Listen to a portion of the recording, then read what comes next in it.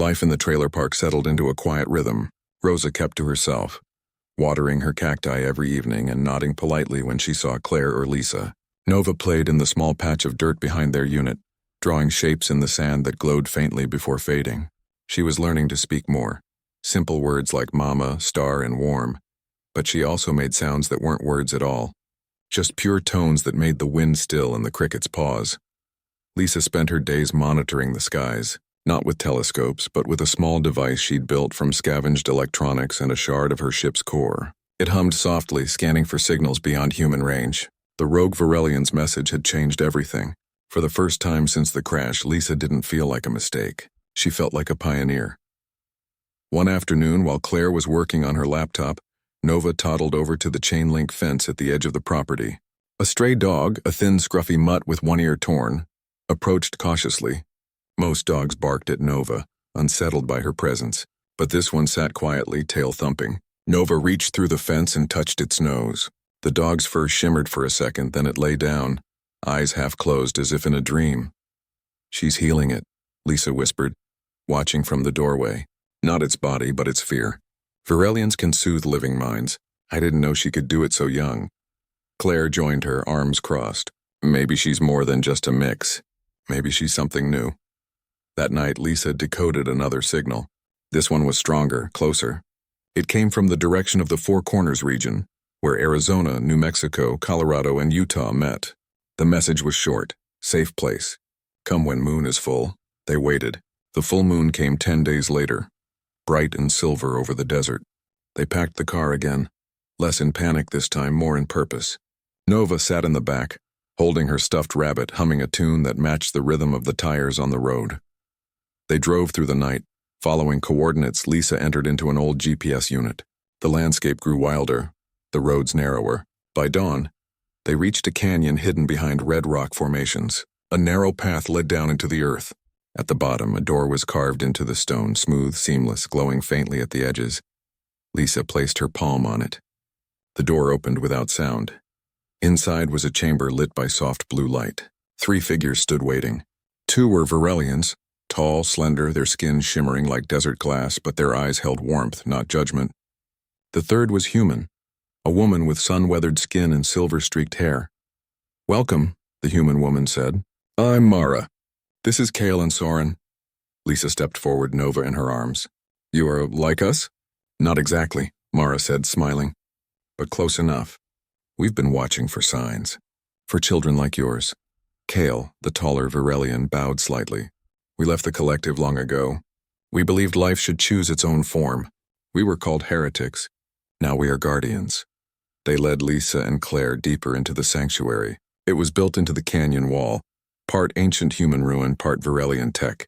Rooms pulsed with gentle light. Plants grew in spirals along the walls, fed by water that glowed faintly. In a central chamber, 5 children played. Some mostly human, some mostly Varelian, all hybrids like Nova. Nova's eyes widened. She wriggled free from Lisa's arms and walked toward them. The children turned as one. No words were spoken, but a soft chorus of hums filled the air. The lights brightened. The ground beneath them vibrated gently like a heartbeat. Claire felt tears in her eyes. "They've been waiting for her." "And for you," Mara said. "Human mothers are rare in this work. Your love is the anchor that keeps these children grounded to earth." Over the next few days, Lisa and Claire learned the truth. The collective had long feared hybrid life, seeing it as chaos, but a small group of Varelians had broken away, believing that evolution required risk. They'd come to Earth decades ago, hiding among humans, forming quiet bonds, raising children who carried both stars and soil in their blood. They called themselves the Echo Line. Nova thrived. She played with the other children, learning to shape light with her hands, to calm storms with her voice, to speak without words. Lisa trained with Kale, relearning her own abilities without the rigid rules of the collective. Claire worked with Mara, helping document the children's growth, their needs, their dreams. But peace never lasted long. One evening, as the sun set in streaks of orange and purple, the sanctuary's lights dimmed suddenly. An alarm, silent but felt in the bones, pulsed through the walls. Kale appeared at the entrance, his face grim. "They found us," he said. "Not the collective. Something else." On the surface, a ship hovered, black, jagged, Unlike any Varelian design, it emitted no sound, no signal, just a cold absence that made the air feel thin. Mara recognized it. The Void Weavers, she whispered. They hunt anomalies. They consume what they don't understand. The children were gathered quickly, led to a hidden chamber deep underground. Lisa refused to hide. Nova is not a thing to be hidden, she said. She is a person, and she has a right to stand. Claire stood beside her. We face this together. Above ground, the black ship lowered a single figure. Tall, cloaked in shifting shadows, its face a void. It spoke not with sound, but with pressure in the mind. The hybrid must be unmade. It disrupts the pattern. Lisa stepped forward, Nova in her arms. She is not disruption. She is harmony. The figure raised a hand. The ground cracked. Rocks floated upward, defying gravity. But then Nova lifted her own tiny hand. She hummed, one clear, pure note. The note spread like ripples in water. The floating rocks fell. The shadows around the figure flickered. For the first time, the Void Weaver hesitated. Nova took a step forward. She pointed at the ship and said, "Go." The word was simple, human, but it carried the weight of both worlds. The ship shuddered. Then slowly it rose and vanished into the stars. Silence returned. The desert breathed again. Back in the sanctuary, the children cheered, not with shouts but with light and song. Lisa held Nova close, her heart full. Claire wiped her eyes and laughed softly. They had faced the unknown and stood their ground, not with weapons but with love, with voice, with the quiet courage of a child who knew who she was. And in that moment, the echo line grew stronger. Not just a secret refuge, but a promise that life in all its strange and beautiful forms would always find a way to shine. Lisa adjusted the thin silver circlet around her forehead as she stood in the cramped kitchen of her shared apartment, staring at the human pregnancy test lying on the counter. Beside her, her roommate Claire leaned against the fridge, arms crossed, eyes wide with disbelief. The test had 2 pink lines. Lisa had followed every step in the human manual she downloaded from the public library database. She had timed ovulation using Claire's basal thermometer, tracked cervical mucus like it was star navigation data, and even consumed the recommended folic acid supplements. Yet here they were with undeniable proof that her experiment had worked.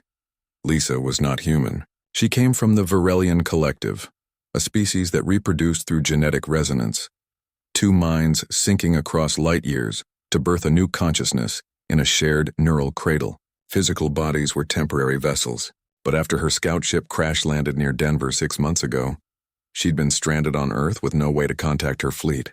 While waiting for rescue, she grew fascinated by human biology, especially the messy, inefficient, yet deeply emotional process of reproduction. She wanted to understand it firsthand.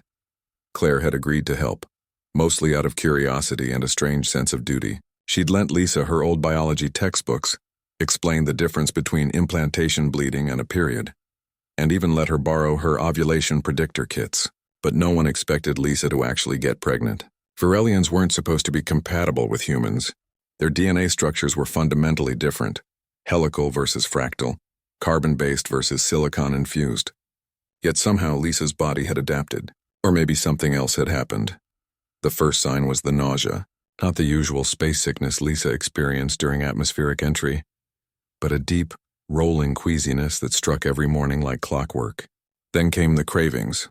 Pickles dipped in peanut butter, cold pizza at 3 a.m., and an inexplicable urge to lick aluminum foil. Claire had laughed until she saw Lisa's eyes glow faintly. Violet in the dark, a trait no human possessed. Now, with the test confirmed, silence filled the kitchen. Rain tapped against the window. Lisa's fingers trembled as she picked up the plastic stick. "It is real," she whispered, her voice soft but resonant like wind through crystal chimes. "You're really pregnant," Claire said, more to herself than to Lisa. "With a human baby, or something?" Lisa nodded. "I followed all protocols. I used your brother's sample." He signed the consent form. Claire winced. Her brother Danny had been flattered when Lisa asked for his genetic material. He thought it was part of a college science project. He had no idea his DNA was being used in an interspecies breeding trial. Claire had warned Lisa it was risky, unethical even, but Lisa had insisted. "Understanding requires participation," she'd said. "Observation alone yields incomplete data." Over the next few weeks, Lisa's body changed rapidly. Her skin shimmered with a pearlescent sheen under sunlight. Her hair grew longer overnight, curling in impossible spirals. She began speaking in a low hum that made the apartment's lights flicker. Claire started sleeping with earplugs. But the real trouble began when the dreams started. Both women began having the same nightmares. Visions of a black ocean under twin suns, a city of glass spires rising from the waves, and a voice calling in a language neither understood but both felt in their bones. Lisa recognized it as the resonance call of her people, but it was distorted, warped by human biology. She feared the child was becoming something neither Varelian nor human, a hybrid that might not survive birth or worse, might not be safe. One evening, while Claire was at work, Lisa received a signal, not through any device but through the walls themselves, a low-frequency pulse vibrating through the floorboards, syncing with her heartbeat. Her people had found her. A rescue vessel was in orbit, cloaked beyond human detection. They demanded she return immediately. The hybrid was an anomaly, a violation of cosmic law. They would extract the fetus and erase all traces of the experiment. Lisa refused. For the first time in her life, she defied the collective. She told them the child was hers and she would protect it. The signal cut off abruptly. She knew they wouldn't take no for an answer. She packed a small bag, protein bars, water, her translation tablet, and the pregnancy test. She left a note for Claire. "They are coming, I must go. Thank you for everything." But as she reached the front door, it swung open. Claire stood there, soaked from the rain, holding a duffel bag of her own. "You think I'd let you run off alone?" Claire said, her voice firm. "That baby might be half alien, but it's also half my family. And I'm not losing either of you." Lisa's eyes filled with something like tears. Though Varelians didn't cry, her tear ducts had adapted to human emotion. She nodded, and together they slipped into the night. They drove west toward the mountains where Lisa believed the thin atmosphere might interfere with her people's tracking. They stayed in cheap motels, paid in cash, avoided cameras. Lisa's belly grew quickly, far faster than human gestation allowed. By the third week, she looked 8 months pregnant. The baby kicked with enough force to rattle the motel room windows.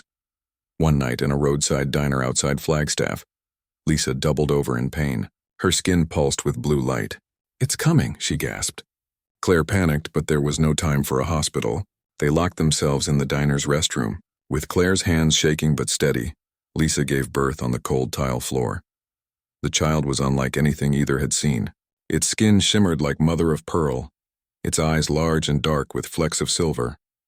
It didn't cry. It hummed, a soft tone that made the fluorescent lights above flicker and die.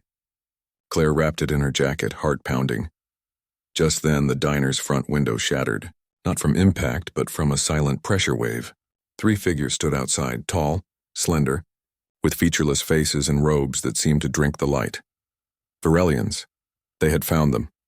Lisa stood, weak but resolute, placing herself between the beings and Claire.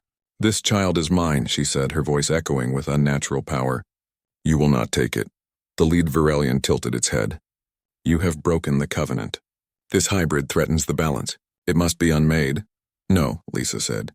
"It is life, and life chooses its own path." A strange energy crackled in the air. The baby in Claire's arms began to glow, its hum rising in pitch. Suddenly, the Varelians staggered back, clutching their heads. Their forms flickered as if losing cohesion. Lisa realized the child's hybrid nature was emitting a resonance frequency that disrupted pure Varelian biology. It was a natural defense. The beings retreated into the night, vanishing as silently as they appeared. Lisa collapsed into Claire's arms, exhausted but smiling.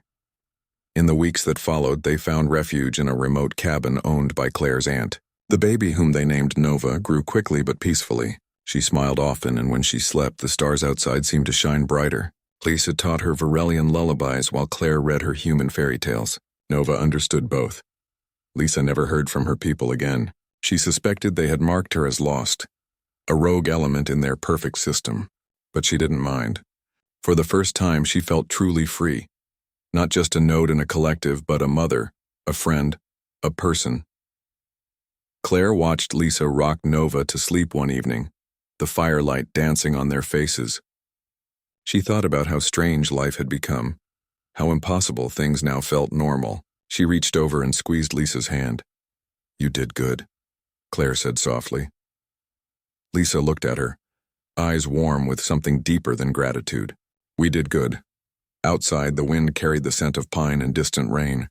Inside, a new kind of family breathed together, human and alien, bound not by blood alone but by choice, courage, and the quiet miracle of a child who should not exist, but did.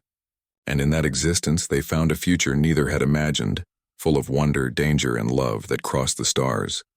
Weeks passed in the quiet mountain cabin, and Nova grew faster than any human child. By the time 6 weeks had gone by, she could sit up on her own, her large, silver-flecked eyes watching everything with calm curiosity. She rarely cried. Instead, she hummed, soft melodic tones that made the old cabin's wooden beams vibrate gently. Claire noticed that plants near the windows grew taller and greener when Nova was nearby. Lisa said it was residual resonance, a side effect of her Varelian biology interacting with Earth's biosphere. Lisa spent her days teaching Nova in both human and Varelian ways. She showed her how to hold a spoon, how to say mama, and how to stack blocks. At night, she sang ancient Varelian songs that shimmered in the air like heat waves. Nova responded to both, often switching between babbling in English syllables and producing harmonic pulses that made the cabin lights dim and brighten in rhythm. Claire worked part-time online, managing a small graphic design business from the cabin's only desk. She kept their location secret, using encrypted messaging and burner phones. She worried constantly about the Varelians returning, but Lisa assured her they would not come back so soon. "They fear what they do not understand," she said one evening, stirring a pot of vegetable soup. "And Nova is beyond their understanding." Still, Claire kept a duffel bag packed by the door, ready to leave at a moment's notice. She also kept a small knife in her boot, though she knew it would be useless against beings who could shatter glass with a thought. Her real weapon was her will, her refusal to let fear take over. One morning, Nova crawled to the edge of the porch and reached toward the sky. A flock of birds overhead suddenly changed direction, circling the cabin 3 times before flying east. Lisa watched silently, her expression unreadable. "She is calling to them," she said finally.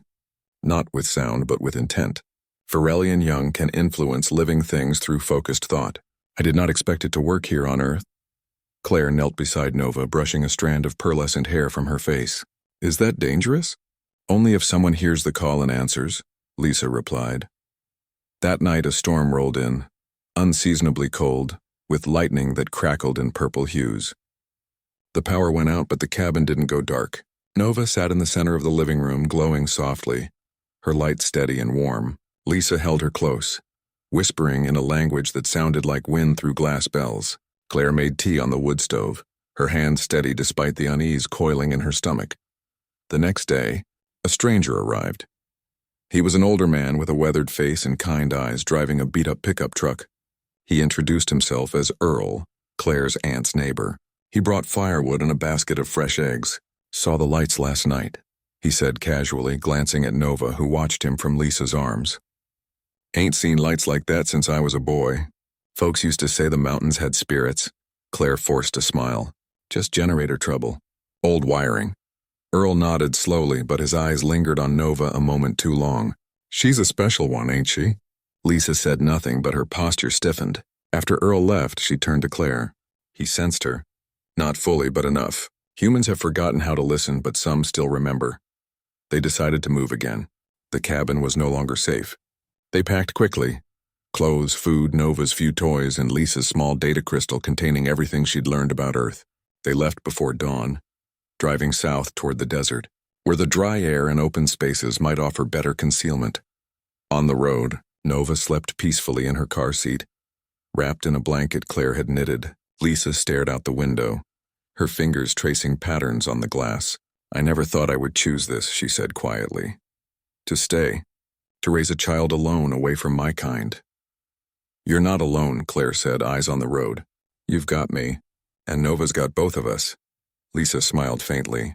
"In the collective, individual choice is weakness, but here, it feels like strength." They stopped at a roadside gas station in New Mexico. While Claire filled the tank, Lisa took Nova inside to buy diapers. As she stood in the aisle, a little girl no older than 5 pointed at Nova and said, "She's shiny like the moon." Her mother quickly pulled her away, muttering about weirdos. But the girl kept looking back, waving. Nova waved back, and the fluorescent lights above flickered once, gently. Back in the car, Claire noticed Lisa was quiet. "What's wrong?" "Nothing is wrong," Lisa said. But I saw how the child looked at Nova. Not with fear. With wonder. Maybe we do not need to hide forever. Still they kept moving. They found a small trailer park near Albuquerque, renting a unit under Claire's fake name. The owner, a woman named Rosa, didn't ask questions as long as the rent was paid in cash. She had seen strange things in her 60 years and learned not to pry. Nova began walking at 8 weeks old. Her first steps were silent, her bare feet barely touching the ground. She loved the desert nights, often standing outside the trailer, staring up at the stars. Sometimes she would raise her hands and the dust around her would swirl in slow spirals, forming shapes that looked like constellations Lisa recognized from home. One evening, Lisa received another signal, not from her people but from something else. It was faint, buried beneath layers of cosmic noise, but it carried a familiar harmonic signature. It was another Varelian, not from the collective but a rogue like her. The message was simple: you are not alone. Others have chosen differently. Lisa's heart raced. She showed the data to Claire. There are more like me. Hiding, raising hybrids, surviving. Claire squeezed her hand. Then maybe it's time we stop running and start finding them. Nova looked up from her toy, her eyes glowing softly. She reached for Lisa, then for Claire, and made a sound that was half giggle, half chime. In that moment, they knew. They were no longer just two women and a child. They were the beginning of something new, a bridge between worlds, a family forged in secrecy but built on love, and they would not hide forever. After the Void Weaver left, the sanctuary felt different, not safer, but stronger. The air hummed with a new kind of energy, as if the earth itself had taken notice of Nova's stand. The other hybrid children looked at her with quiet awe, not as a leader, but as a kindred spirit who had spoken when silence was expected. Lisa watched her daughter with pride, but also with worry. Nova was growing faster than any of them had predicted, not just in body, but in understanding. She could now form full sentences, ask questions about the stars, and sometimes answer them before anyone else could speak. Claire spent her days helping Mara organize records, notes on each child's abilities, their health, their dreams. She also taught them human things, how to tie shoes, how to draw a heart, how to say thank you. The children loved her stories most of all, tales of brave girls, talking animals, and faraway places that didn't need spaceships to reach. Nova would sit at her feet, eyes wide, absorbing every word like starlight. One morning, Nova wandered into the training chamber where Kyle was teaching two older hybrids to focus their resonance. She stood quietly in the corner watching. When Kale asked them to lift a stone using only their minds, they strained and failed. Nova stepped forward without being asked. She placed her small hand on the stone, closed her eyes, and whispered, "Sleep." The stone didn't rise. It sank slightly into the ground, as if resting. Kale stared, then bowed his head. "She does not command," he said to Lisa later. "She listens." That is rarer. Lisa knew what that meant. Varelians of the collective believed in control, of mind, of matter, of destiny. But Nova's power came from connection, not command. She didn't bend the world to her will. She asked it to share its rhythm. It was a new kind of Varelian way, shaped by human kindness. But peace was fragile. A week later, Danny, Claire's brother, showed up at the canyon's edge. He'd been searching for months. After Claire vanished, he filed missing persons reports, hired a private investigator, even tracked her last credit card use to Albuquerque. He followed rumors of strange lights and odd children. He didn't believe in aliens, not really, but he believed in his sister, and he wasn't leaving without her. When Claire saw him standing at the entrance, dusty and tired, her heart sank. She ran to him, pulling him into a tight hug. "You shouldn't be here," she whispered. "You disappeared," Danny said, his voice rough. "And then I got a weird letter saying you were safe but hidden. What is going on, Claire?" She led him inside against Mara's warnings. In the main chamber, Nova looked up from her drawing and smiled. "Uncle Danny," she said clearly. Danny froze. "How does she know my name?" Lisa stepped forward. "Because you are part of her. Your DNA helped make her." He stared at Nova. Her glowing eyes, her shimmering skin, the way the air around her seemed to bend gently. He didn't run. He didn't scream. He knelt slowly and held out his hand. Nova took it. For a long moment, nothing happened. Then Danny's eyes filled with tears. "She's mine?" "Half," Claire said softly. "But all hers." Over the next few days, Danny stayed in a guest room carved into the rock. He watched Nova play, listened to Lisa explain everything: the crash, the experiment, the escape, the sanctuary. He asked hard questions, but never with anger, only with care. "I just wanted to know you were okay," he told Claire one night. "I didn't expect this." To everyone's surprise, he offered to help. He had skills, mechanical, practical. He fixed the water pump, reinforced the outer door, and set up a solar array that didn't rely on Varelian tech. "If anyone comes looking," he said, "they'll see a normal off-grid setup. Nothing weird. His presence changed things. For the first time, the sanctuary had a human ally who knew the truth and chose to stay. The children warmed to him quickly. He taught them how to throw a baseball, how to whistle with a blade of grass, how to tell a bad joke. Nova called him Danny Mama, a title that made him laugh and blush. But his arrival also brought risk. Government drones had been spotted more frequently over the desert. Radio chatter mentioned unidentified energy signatures. Someone had noticed the Void Weaver's ship even if they couldn't see it clearly. Mara feared they were being watched. One evening, as the group gathered for dinner, Nova suddenly stood up. She walked to the center of the room and began to hum, a low, steady tone that made the walls pulse. The lights dimmed, then brightened in rhythm. Everyone fell silent. Then, images appeared in the air above her, flickering like old film. A city of glass towers under twin suns, a black ocean, a Varelian ship broken and burning, and then a new image: Earth, wrapped in golden threads connecting every hybrid child, every sanctuary, every hidden heart. "She's showing us the network," Kyle said, awed. "The echo line is real, and it's growing." Nova looked at Lisa, then at Claire, then at Danny. "We are not alone," she said, "and we are not hiding anymore." The next morning, Lisa made a decision. She activated a long-dormant beacon from her ship's core, not to call the collective, but to send a message across the galaxy. Hybrids live. They are loved. They belong. Somewhere in the dark between stars, other beacons answered. Danny packed his tools but didn't leave. "I'm staying," he said. "Family stays." Claire hugged him, then Lisa, then Nova. Outside, the wind carried the scent of rain and red earth. Inside, a new kind of home had formed, not built on secrecy but on truth. And for the first time, they felt not like fugitives but like founders of a future where human and alien could grow together, root and star, heart and sky. Months passed and the echo line grew. Messages came from distant places, whispers from the Amazon rainforest, echoes from the Himalayas, signals buried in Arctic ice. Other hybrids existed, other families like theirs. Some were hidden in cities, others in forests, all waiting for a sign that they weren't alone. Nova's beacon had lit a path, and now others were walking it. The sanctuary in the canyon became a meeting place, not just for Varelians and humans, but for those in between. A boy from Oregon who could calm wildfires with his breath. A girl from Kenya whose tears made crops grow overnight. They came quietly, guided by dreams or strange songs only they could hear. Mara and Kale welcomed them all. Claire kept records. Danny built more rooms. Lisa taught them how to shield their energy, how to listen to the world without being heard in return. Nova, now the size of a 3-year-old though only a few months old, became the heart of it all. She didn't lead. She simply was.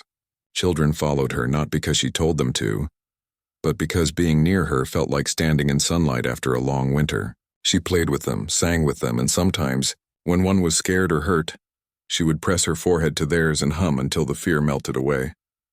One evening, as the group sat around a fire in the canyon, Nova stood and walked to the edge of the cliff. She looked up at the stars and raised her hands. Slowly the sky responded, not with lights or ships, but with a shift.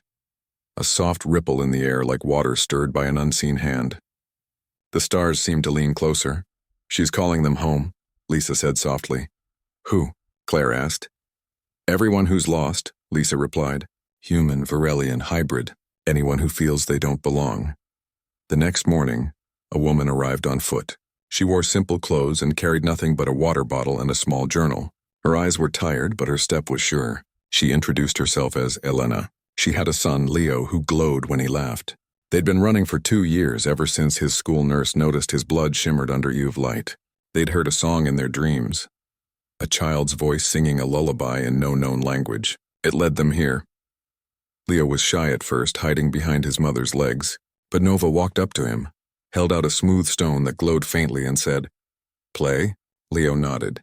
Within minutes, they were building a tower of light and dust that floated just above the ground. Elena cried quietly as Mara handed her a cup of tea. "I thought we were monsters," she whispered. "You're pioneers," Mara said. "And you're safe now." As more families arrived, the sanctuary expanded. Gardens bloomed where none should grow. Water ran clear and sweet from dry rock. The canyon itself seemed to breathe with them, as if the land recognized their purpose. Danny taught the older kids how to fix engines and build radios. Claire started a school using books and stories to teach reading, math, and empathy. Lisa and Cale trained the children to understand their gifts, not as powers, but as languages to speak with the world. But the outside world hadn't forgotten them. Satellite images showed unusual heat signatures in the region. Military patrols increased. One night, a drone hovered near the canyon rim, its red eye scanning the rocks. Nova looked up, frowned, and blew a soft breath toward it. The drone sputtered, spun once, and fell silently into the sand, its circuits fried by a frequency only hybrids could produce. Still, they knew they couldn't stay hidden forever. The echo line was too big now, too bright, so they made a choice. Instead of hiding, they began to reach out, carefully, quietly. They sent coded messages through public art, through music uploaded to streaming sites, through patterns in crop fields that only certain eyes could read. They weren't asking for war. They were offering connection, and someone answered. Not a government, not a corporation, but ordinary people. A nurse in Texas who'd seen a child heal a broken bone with a touch. A teacher in Maine who noticed her student could make plants bloom in winter. A fisherman in Alaska who swore his nets filled themselves when a certain girl smiled. They started sharing stories online, using secret hashtags and symbols. A movement grew, not loud but deep. One day, Nova stood before the whole group in the main chamber. She was calm, her eyes clear. "It is time," she said. "Time for what?" Claire asked. "To be seen, not all at once. Not with fanfare, but slowly, gently. A hybrid child would enroll in a school, with a cover story that held just enough truth. A parent would speak to a doctor, showing just enough to gain trust. They would live among humans, not as secrets, but as neighbors." Lisa held Nova's hand. "Are you sure?" Nova nodded. "Fear lives in the dark. Love grows in the light." The first step came when Danny took Leo to a local clinic for a checkup. The doctor, an older woman named Dr. Hale, noticed Leo's skin shimmered when he was nervous. Instead of calling authorities, she asked gently, "Is he different?" Danny told her part of the truth. She listened. Then she said, "My granddaughter has seizures. Nothing helps. Could he try?" Leo placed his hand on the girl's forehead. She slept peacefully for the first time in months. Dr. Hale became their first true human ally outside the sanctuary. Word spread, not as panic but as hope. Years later, people would say the change began quietly. A child here, a healing there, a song that made flowers bloom in winter. But those who were there knew the truth. It began with a Varelian woman, a human sister, a brother who stayed, and a little girl who chose to say go to fear and stay to love. In the canyon, the stars still shone brighter. And every night Nova would stand on the cliff, not to call but to welcome, because the echo line was no longer hidden, it was home. And home was growing.